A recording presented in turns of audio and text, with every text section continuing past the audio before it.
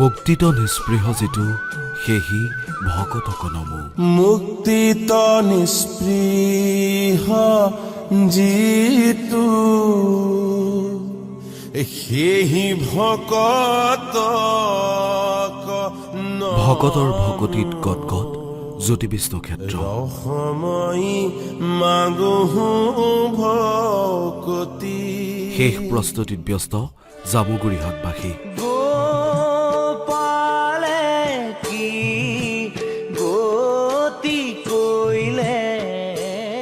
উশাহ ল'বলৈ যেন সময় নাই এতিয়া কাৰো সকলো কেৱল ব্যস্ত মাজত মাত্ৰ তিনিটা দিন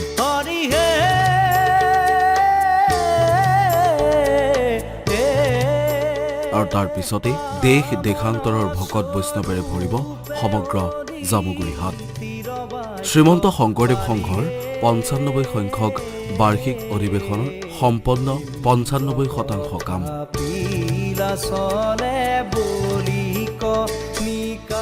শিবিৰসমূহত অঘোষিত প্ৰতিযোগিতা বৃহৎ মঞ্চ ৰন্ধনশাল প্ৰতিনিধি শিবিৰ প্ৰদৰ্শনী আদিকে ধৰি নিৰ্মাণৰ বেলিকা সকলো স্তৰৰ লোক দিনে নিশাই ব্যস্ত হৈ পৰিছে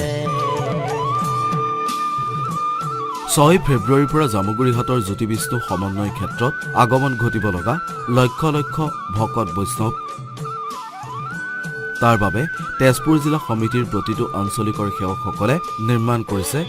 ১৮০ ফুট দৈৰ্ঘ্যৰ আৰু ১৬ ফুট বহল শিবিৰ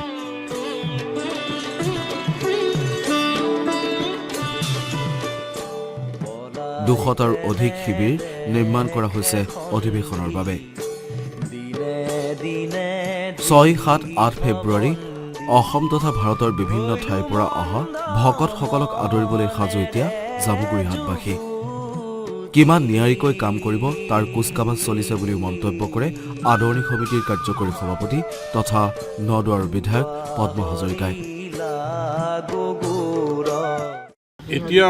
অলপ আগতে ৯০%, এতিয়াতো আৰু মানে ৫% বাঢ়ি গ'ল ৯৫% কাম আমাৰ সম্পূৰ্ণ হৈছে আমি প্ৰস্তুত ৬-৭-৮ ফেব্ৰুৱাৰীত অসমৰ বিভিন্ন প্ৰান্তৰ পৰা অহা ভকতসকল আৰু অসমৰ বাহিৰৰ পৰা অহা ভকতসকলকো আমি আদৰিবলৈ প্ৰস্তুত তেওঁলোকক খুৱাব বোৱাব তেওঁলোকৰ থকা মেলা ব্যৱস্থা সকলোখিনি কৰিবৰ কাৰণে আমাৰ অভ্যৰ্থনা সমিতি আজি সভাপতি সম্পাদক আমি সকলো ঘূৰিছোঁ প্ৰতিটো কথা আমি চাইছোঁ ৰাণনীশালৰ পৰা আমাৰ ভোজনালয় পানী যোগান ৰানিং ৱাটাৰ বেলেগত হৈছে নাই নাজানো ইয়াত একদম স্কিমৰ পৰা ডাইৰেক্ট বিশুদ্ধ খোৱা পানী আহিব গতিকে গোটেইখিনি কথা আমাৰ প্ৰতিনিধি শিবিৰ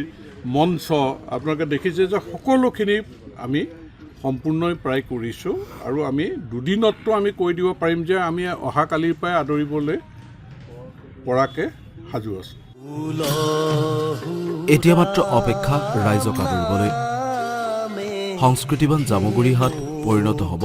দ্বিতীয় বৈকুণ্ঠলৈ কৃষ্ণ নাম মুখত লৈ পুনৰ গুৰু সংস্কৃতিৰে জীপাল হ'ব জ্যোতি বিষ্ণু সমন্বয় ক্ষেত্ৰ